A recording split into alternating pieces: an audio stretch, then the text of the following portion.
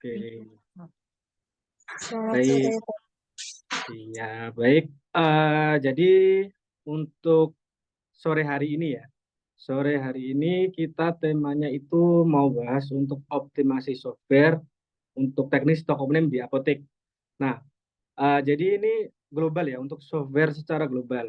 Jadi mau pakai software apapun, selama itu software apotek, pasti ada fitur stock option-nya, baik itu yang pakai gerbang apotek, pos, Vimedis, ataupun Accurate atau Pharmacare gitu pasti ada fitur stock option-nya. Nah, ini yang jadi PR kita gimana caranya mengoptimasi fitur stock option kita agar bisa maksimal kita gunakan agar terhindar dari berbagai kebocoran ya. Karena salah satu fitur stock option ini digunakan untuk mencegah kebocoran. Oke, sebelumnya Mas Idus boleh izin di share screen Mas, diisi.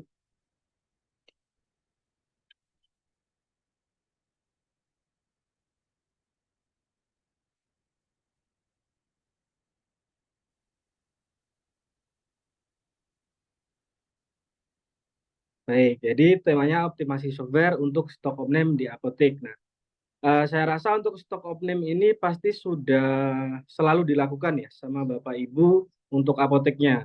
Baik itu yang pakai yang sistem harian, ataupun bulanan, ataupun yang misal 3 bulan sekali, pasti pernah melakukan stock of name. Nggak mungkin kalau bisnis apotek itu nggak di stock of name. Wah, bocor semua itu kalau nggak pernah stock of name ya. Oke, langsung aja kita masuk materinya, Mas Idus. Jadi di sini saya ingin menjelaskan berdasarkan pandangan saya, pengalaman saya. Jadi untuk stock of name itu teknisnya baiknya itu seperti apa kayak gitu ya.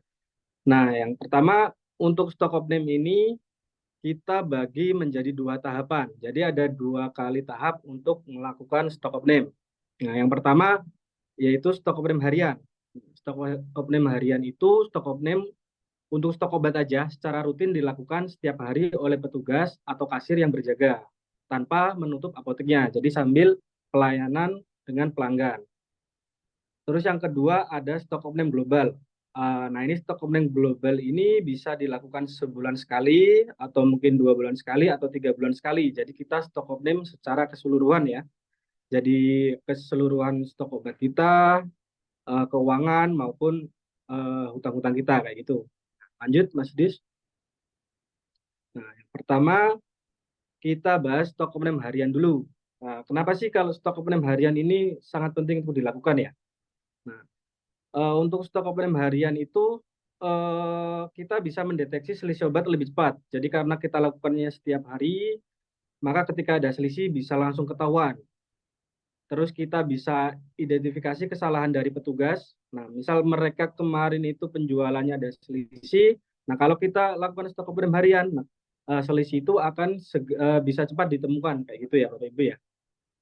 Terus yang ketiga ada kita bisa memastikan pencatatan penjualan harian sesuai dengan kenyataannya.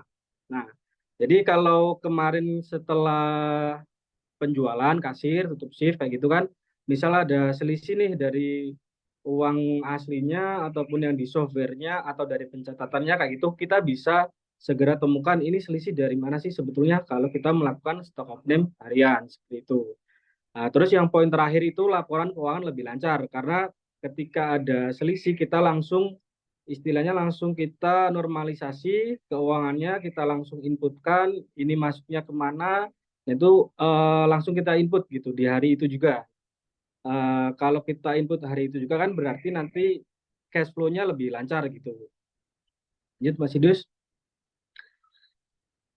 Nah, terus ada teknik stok optim harian. Ini menurut saya ya, ini bisa dipraktekkan di apoteknya Bapak Ibu atau misal sudah ada teknis tersendiri, boleh nanti di-share ya buat insight teman-teman yang lain barangkali ya.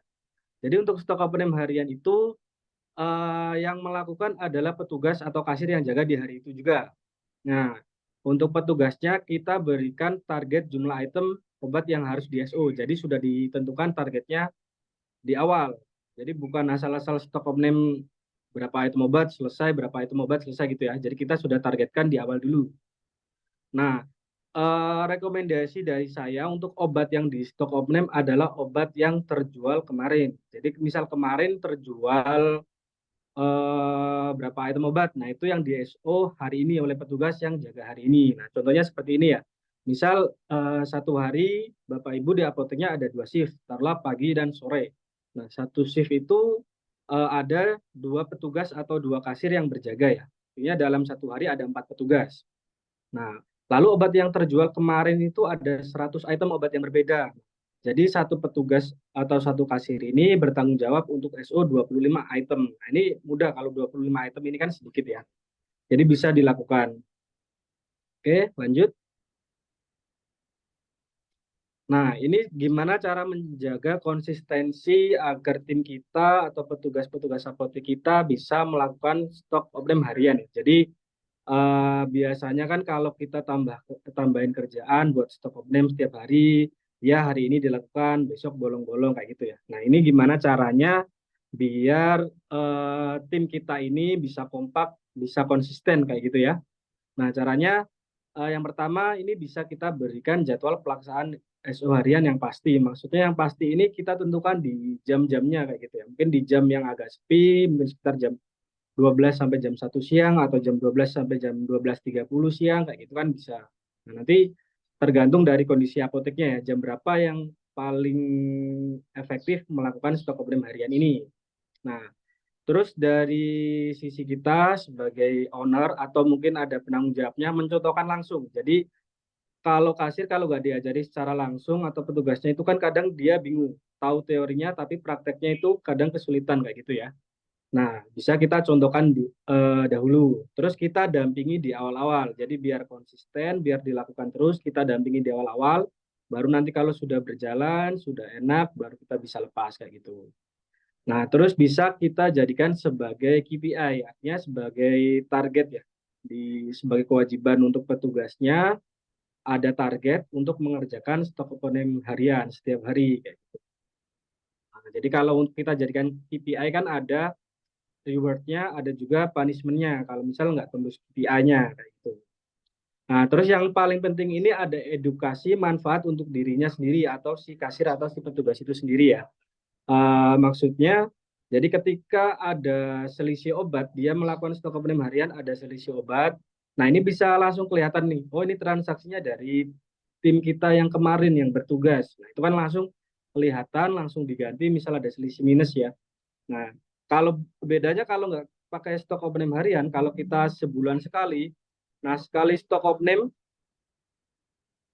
nah misal sekali stok opname itu langsung kelihatan semuanya selisihnya ada banyak banget. Nah itu kan nanti akan ditanggung oleh semua tim, dibagi rata. Sedangkan kalau kita lakukan stok opname harian, langsung bisa kelihatan jika ada minus di hari itu juga kayak gitu. Oke lanjut. Nah, selanjutnya kita bahas untuk stok opname global. Nah, kalau misal kita sudah rutin melakukan stok opname harian, nah, kita tetap butuh yang namanya stok opname global atau keseluruhan ya. Kalau di sini saya sarankan itu lebih bagus sebulan sekali, jadi di akhir bulan.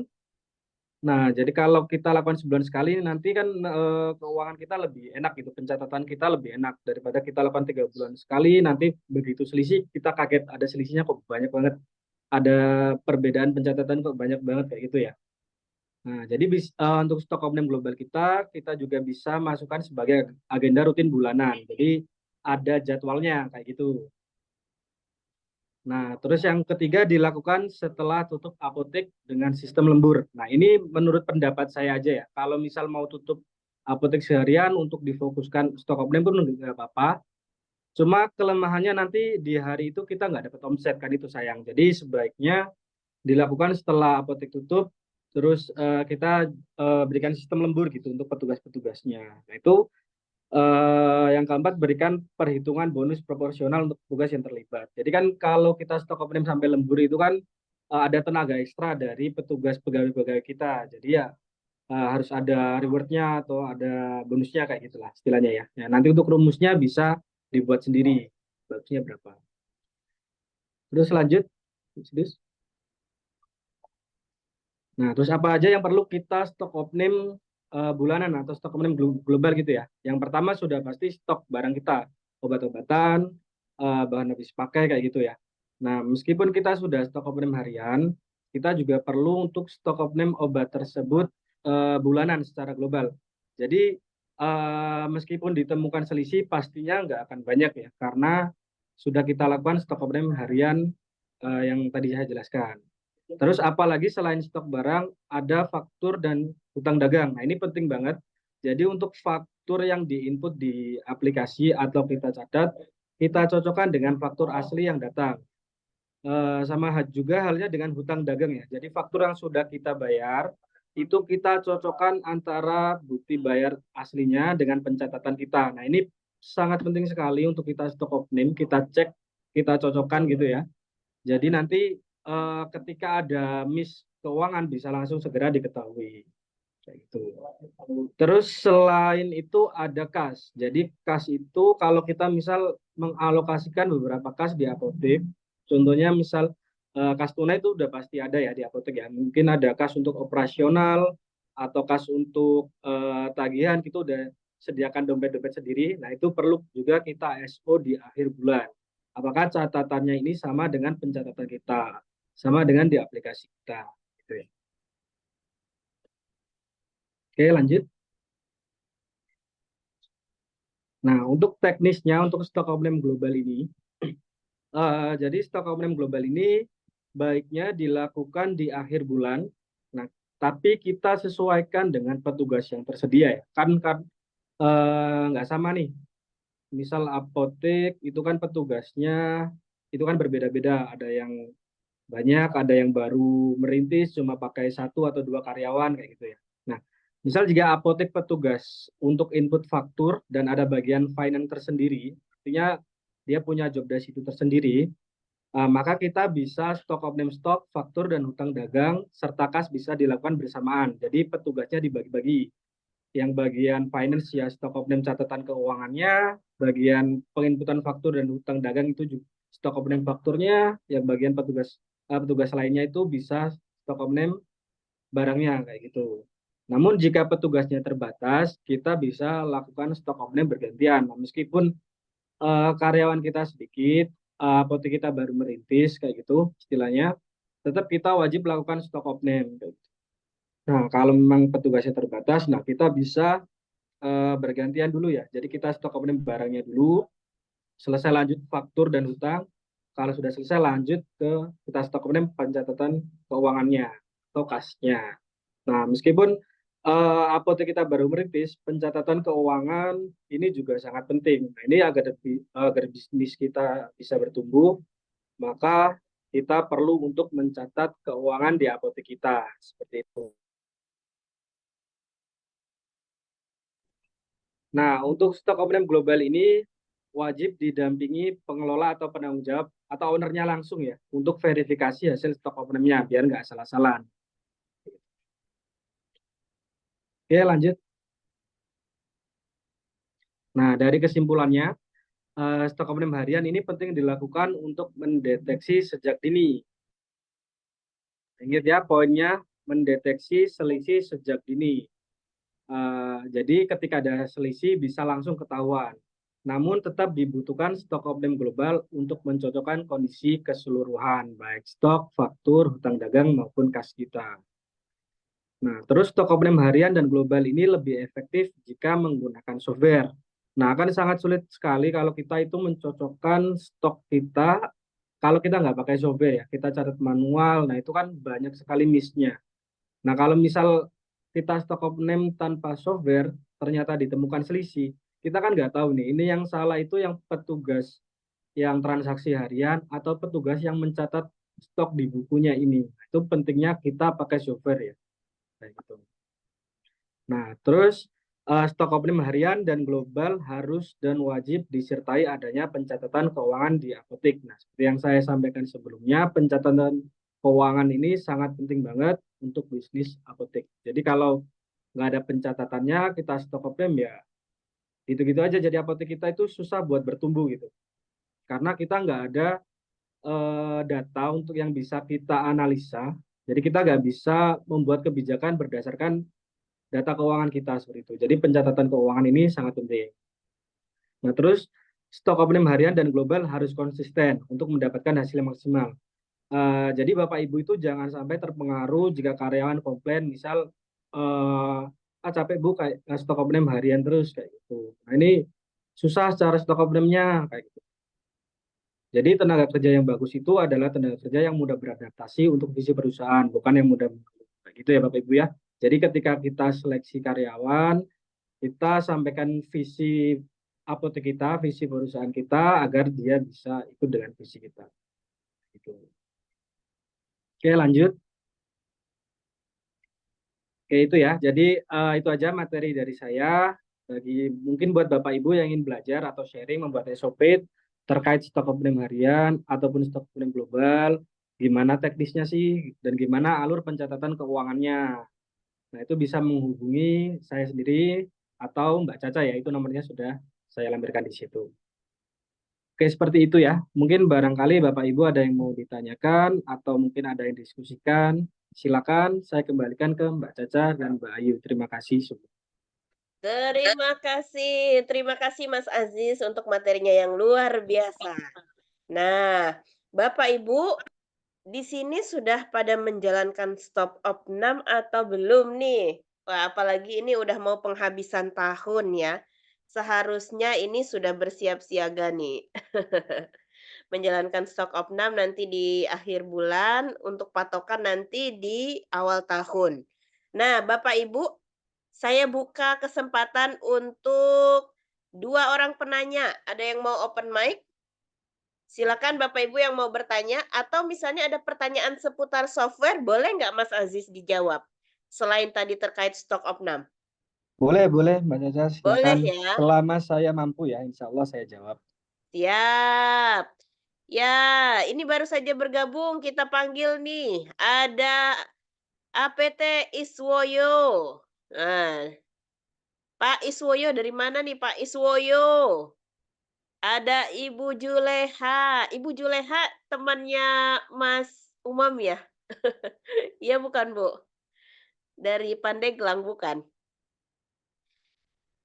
Oh iya, Masya Allah. Assalamualaikum Ibu, salam kenal. Nah, ini ada pertanyaan nih di kolom chat ini, Mas. Kalau stok opnam harian, jika ada selisih, apakah langsung dikoreksi? Siapa yang berhak mengkoreksi stoknya? Dari Junda. Silakan Mas Aziz kalau mau dijawab dulu. Siap, Pak Junda. Jadi ketika stok opname harian, jika ada selisih, apakah langsung dikoreksi? Iya, memang harus langsung dikoreksi, Pak. Jadi harus dibetulkan stoknya saat itu juga, biar stoknya kembali normal kayak gitu. Nah, masalah untuk selisihnya itu menjadi tanggung jawab siapa, nah itu diputuskan oleh kebijakan Bapak sebagai owner ya. Nah, kalau langsung diganti oleh petugas yang istilahnya yang shift kemarin, yaitu bisa-bisa aja. Atau misal dibuat fiktif dengan apoteknya boleh aja, tergantung kebijakan dari Bapak sendiri. Yang penting ketika ada selisih ya langsung dibetulin stoknya saat itu juga. Gitu ya Pak Junda ya. Ya, begitu Pak Junda. Ini sebenarnya udah pernah dibahas juga nih Mas Aziz. Ya, ada yang menjadi kalau ketika ada selisih stok itu menjadi tanggung renteng istilahnya ya. Jadi semua karyawan di situ ikut terlibat gitu kan. Dibagi-bagi rata misalnya ada selisihnya 500.000 ya dibagi 5 orang misalnya jadi 100.000 per orang tuh jadi kebebanan. Itu tergantung kebijakan masing-masing owner apoteknya. Betul, itu bagus juga Mbak Caca. Jadi kalau misal kita pakai ESO harian, terus ada selisih ditanggung bareng-bareng sama tim, ya boleh-boleh aja. Biar nanti timnya itu pastikan, oh ini kemarin shiftnya si A kok selisih terus ya tiap kita ESO ya. Bisa jadi biar buat negor temennya kayak gitu Mbak. Betul, jadi lebih aware. Jadi bukan Betul, hanya pointing ke satu orang, tapi itu menjadi tanggung jawab bersama, gitu. betul, betul Mbak Caca. Iya. Nah, ini ada Bu Nila Sari. Bu Nila Sari, selamat bergabung. Kemudian ada Bu Fitri dari Jombang, ada Pak Doni Kurniawan, Pak Heri Setiawan, ini Pak Ismail. Pak Ismail yang tadi mau bergabung ke kelas Melek Keuangan nanti malam ya, Pak, ya? Ini ada yang masih nama laptopnya nih Lenovo. Silakan kalau ada yang mau bertanya yang lainnya, seputar software di apotik silakan. Tahu nggak Mas, kalau di Japri banyak loh Mas pertanyaannya biasanya. Kemarin banyak yang nanya ke aku lewat Japrian. Betul, betul Mbak Caca. Nggak apa-apa nanti kalau pengen konsultasi atau mau sharing terkait softwarenya yang dipakai, mau optimasi, boleh, boleh. Boleh chat saya, boleh chat Mbak Caca juga boleh. Wah, ini ada nih ahlinya persoftwarean juga nih, Pak Sugeng. Gimana kabarnya Pak? Pripun kabarnya Pak, Pak Sugeng? Lama ini aku tidak menyapa-nyapa Pak Sugeng ini. Ada Bu Susanti, ada Bu Yuni. Ya, apa ada pertanyaan di chat? Ya, oke cukup kalau begitu. Nah, mungkin nanti kita cukupkan dulu. Ini kalau misalnya nanti ada pertanyaan, masih ada pertanyaan silakan disimpan. Nah, setelah ini ada sesi bersama tim ahli keuangan kita, yaitu Mbak Ayu. Iya, Bapak Ibu sudah pada kenal mungkin dengan Mbak Ayu ya? Atau belum? Nah, nanti berarti Mbak Ayu wajib memperkenalkan diri nih. Nah, sore ini akan ada studi kasus ya dari pertanyaan, teman-teman yang sudah masuk ke kita gitu. Silakan ditampilkan mungkin studi kasusnya apa, Mas Idus, nanti Mbak Ayu bisa bantu menjelaskan.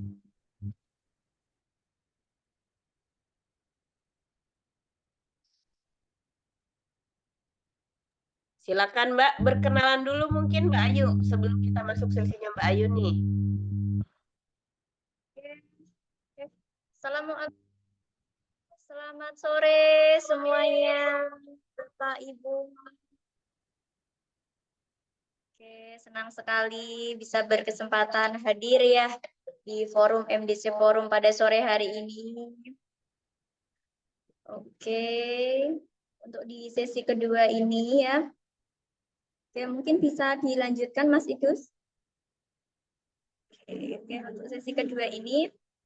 Oke, ada pertanyaan ya. Kita akan membahas pertanyaan dari Ibu Dewi Rimopi ya.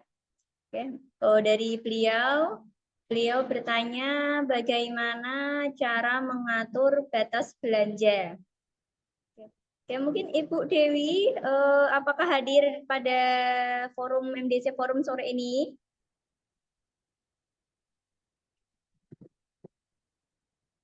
Oke, hadir ya. Oke, saya akan membahas gitu ya untuk bagaimana cara mengatur batas belanja. Oke, cara mengatur batas belanja. Oke, jadi untuk belanja atau pengadaan barang gitu nggih, ada dua jenis ya, secara cash atau COD dan secara tempo maupun kredit gitu nggih. Nah, kedua metode belanja ini ya berkaitan erat dengan persediaan maupun hutang dagang. Nah, untuk idealnya untuk belanja pengadaan barang gitu maksimalnya itu 80% dari omset. Nah, ini berlaku jika cash rasio kita di angka 1:3 lebih gitu nggih, agar tidak kelabakan dalam mengatur membayar hutang dagangnya. Oke, mungkin bisa dilanjutkan lagi Mas Idus. Nah, ini adalah catatan pembantu gitu nggih. Ya, mungkin dari Bapak Ibu ada yang sudah mengenal tampilan ini apa gitu. Ya mungkin sudah tidak asing lagi nggih kalau member-member kita ya yang mengikuti jasa pelayanan keuangan. Oke, ini adalah contoh catatan pembantu dari laporan harian yang biasa saya kerjakan gitu. Nah, data penjualan ini ya, ini adalah data penjualan di minggu ketiga, oke, mendekati akhir bulan. Jadi bisa dilihat ya untuk penjualan. Penjualan di sini sebesar 177 juta sekian. Kemudian untuk total pembeliannya 147.575.448 rupiah. Persentasenya di angka 82,95%. Oke, jadi melebihi gitu nggih, melebihi idealnya 80% dari omset. Kemudian kalau kita lihat hutang dagangnya, untuk hutang dagang ini pelunasannya mencapai 105,29% dari omset. Nah, kondisi ini sebaiknya perlu berhenti ditahan gitu ya untuk pembelian barangnya maupun pelunasan hutang dagangnya. Karena biasanya kalau di minggu keempat gitu ya, terakhir mendekati akhir bulan, biasanya kita fokuskan untuk pengeluaran operasional. Biasanya yang keluar itu biaya gaji nggih, karena biasanya gaji itu keluarnya di akhir bulan gitu. Jadi tampilan di layar ini nggih adalah batas maksimal untuk total pembelian maksimal di angka 80%.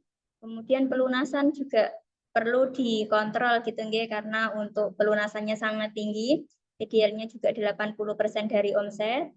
Jadi kalau kondisi seperti ini perlu ditahan dulu agar tidak mempengaruhi nilai arus kas kita. Seperti itu. Mungkin seperti ini yang dapat saya sampaikan ya. Semoga bisa membantu untuk pertanyaan dari Ibu Dewi tadi nggih. Semoga bisa dipahami. Oke, mungkin dari Bapak Ibu ya, ada yang ingin bertanya? Oke, boleh disampaikan lewat kolom chat ataupun bisa membuka ini ya, mic suaranya nggih, boleh. Nah, itu ada pertanyaan Mbak Ayu, cash rasio 1:3 itu bagaimana Mbak? Nah, ini pertanyaan yang sering sekali nih. Cash rasio itu bagusnya perbandingannya berapa? Terus 1:3 itu maksudnya apa? Itu Mbak Ayu. Oke, kalau cash ratio tadi nggih. Cash ratio itu adalah perbandingan jumlah uang kita ya terhadap hutang dagang kita gitu ya. Jadi untuk idealnya cash ratio itu 1:1 itu sudah bagus sekali nggih, dinyatakan baik sekali. Untuk perbandingan 1:2, nah itu masih aman gitu nggih, masih dikatakan oke gitu. Melihat kondisi kesehatan keuangannya juga ya. Kalau untuk perbandingan 1:3 bahkan lebih, nah itu yang kondisi mengkhawatirkan gitu nggih. Jadi perlu diperbaiki untuk jumlah aset lancarnya seperti itu.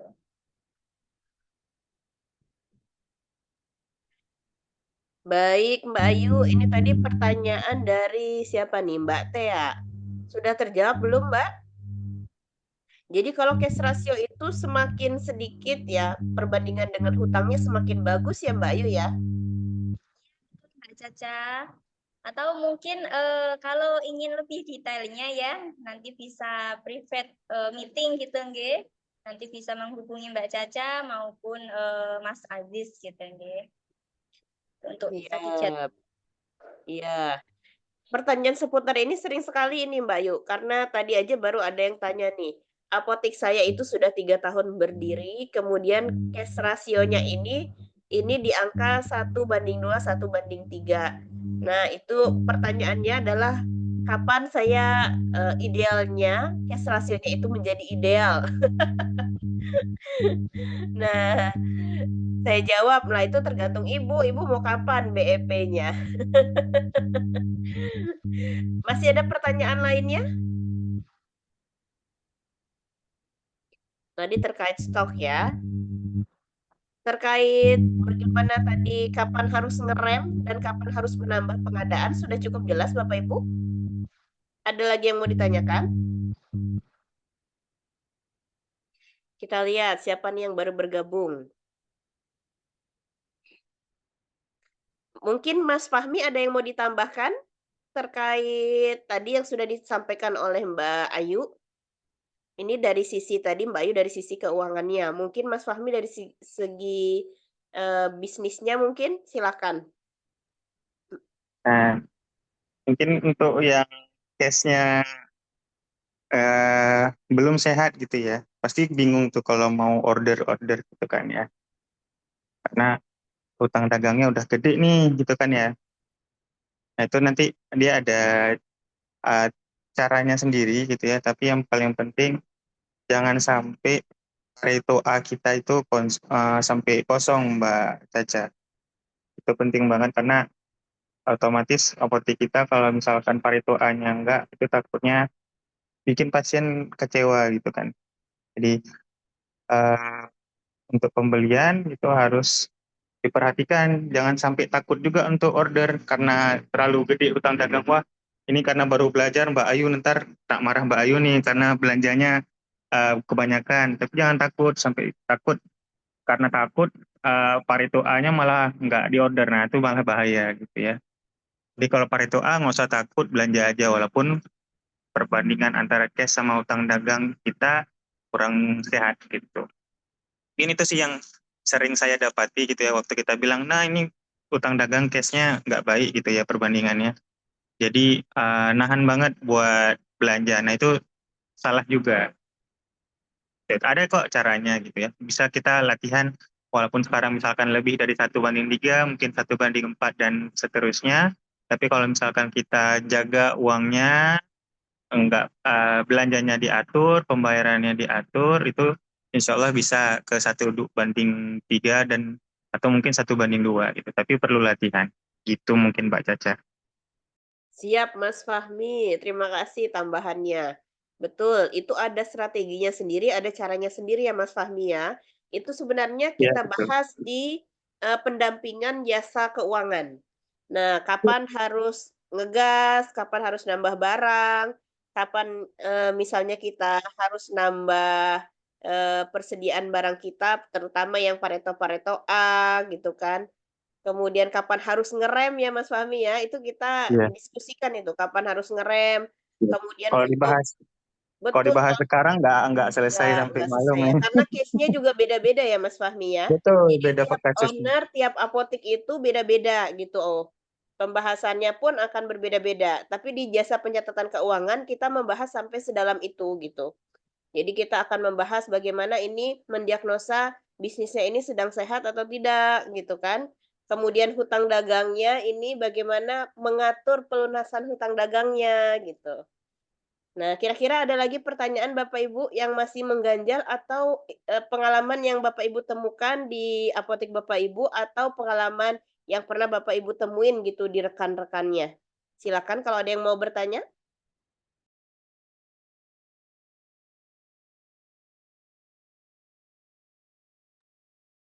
Sepertinya sudah cukup jelas semuanya ya. Dari Bu Sinta on, ada lagi yang mau ditambahkan mungkin?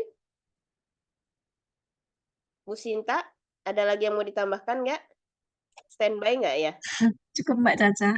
Cukup ya, siap. Terima kasih masukannya tadi dari tambahannya dari Mas Fahmi, kemudian terima kasih Mbak Ayu, terima kasih untuk Mas Aziz. Nah, nanti kalau misalnya Bapak Ibu masih ada yang mengganjal, nanti silakan berdiskusi dengan tim kita, bisa tanya ke saya, bisa tanya ke Mas Aziz, kemudian nanti bisa tanya ke Mas Idus gitu kan. Di jasa pencatatan keuangan kita akan membahas lebih dalam, lebih detail dan case-nya spesifik dengan yang Bapak Ibu hadapin sehari-hari di apotek Bapak Ibu, gitu.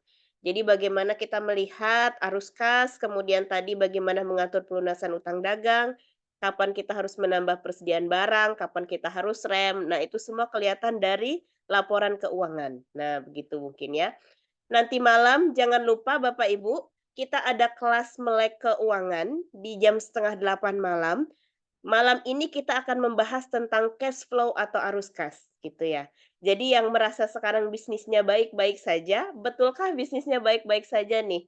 Betulkah arus kasnya positif? Nah, itu nanti kita akan bahas dan bulan ini itu temanya menarik nih. Setelah itu nanti ada topik terkait diagnosa kesehatan bisnis kita berdasarkan laporan keuangan dan bagaimana mengevaluasinya.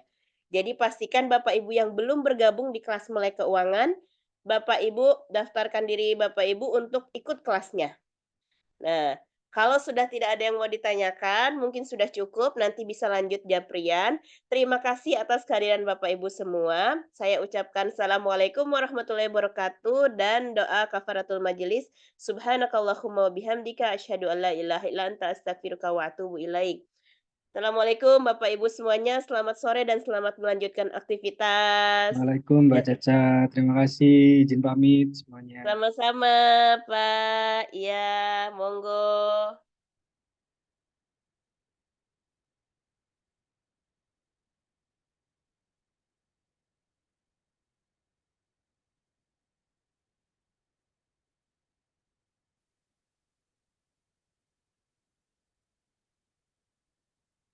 Ini mungkin tidak akan saya lepas kayak ini Mas, tidak akan saya lepas, mungkin angka berlanjut terus nih kayaknya Mas. Kita kalau dari manfaat memang banyak sekali manfaatnya Mas, ya sesuai dengan grupnya melek gitu Mas. Awal-awalnya saya nggak terlalu melek dengan uang-uang ini Mas. Sekarang dengan adanya MDC kayaknya semuanya dihitung. Semuanya dihitung. Saya juga pernah bicara sama orang tua, katanya kok semuanya dihitung katanya. Nah itu. Kalau awalnya dulu saya nggak hitung-hitung nih Mas, nggak. Ya sudah, uangnya ada, membayar tagihan, saya dapat dikit sudah cukup. Nah, kalau sekarang, alhamdulillah, gimana ya, uangnya nyata kayaknya. Biasanya kalau uang di rekening ini nggak ada gitu. Kalau sekarang ya karena ada di press, ada direncanakan, ya uangnya terlihat nyata kayaknya.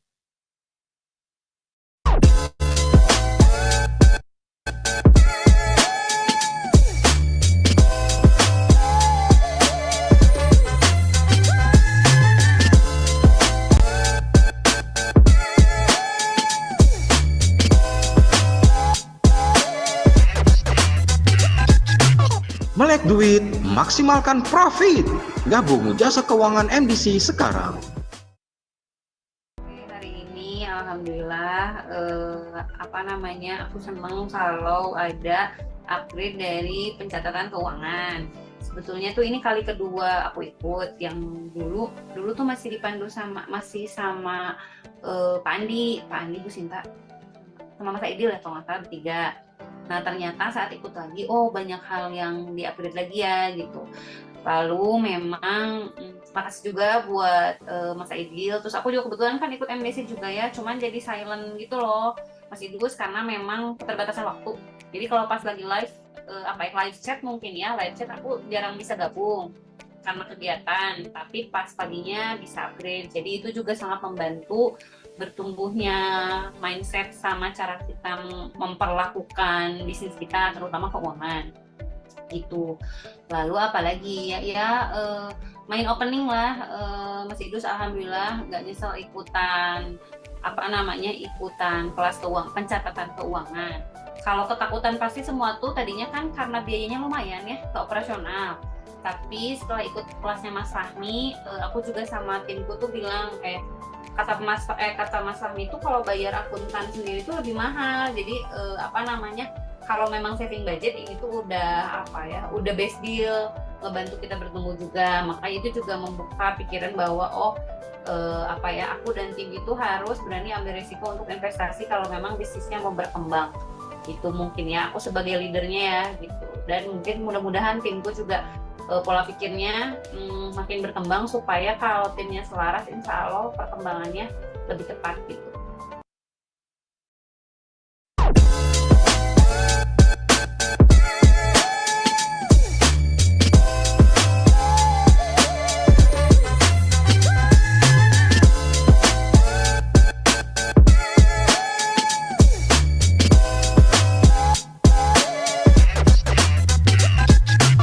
Melek duit, maksimalkan profit. Gabung jasa keuangan MDC sekarang. Jadi awalnya kita agak bingung maksudnya kayak ini kan keluar lumayan ya Pak ya Bu untuk biayanya gitu. Tapi setelah melihat progresnya, terus anak-anak di maksudnya tim di apotek juga, terus hasilnya yang kita dapatkan rasanya ini investasi yang bagus sih. Jadi saya juga sebagai orang saya yang kerja di keuangan kan saya nggak praktek di operasional langsung ya Pak, bikin laporan keuangan gitu, dan benar kalau kita bayar lebih mahal gitu. Dan jadi kan seperti yang saya pernah sampaikan ke situs juga gitu, saya punya visi apotek ini pengen saya bikin lebih besar, dan lebih besar itu ya harus saya salah satunya berarti harus hal-hal seperti ini yang harus kita lakukan gitu Pak Ibu gitu. Jadi kayak dengan ada pembacaan laporan keuangan ini saya berharap tuh ke depannya kita jadi lebih tahu apa yang ternyata kita kurang, kita bagusnya di mana, kita perbaikinnya di mana gitu. Dan mungkin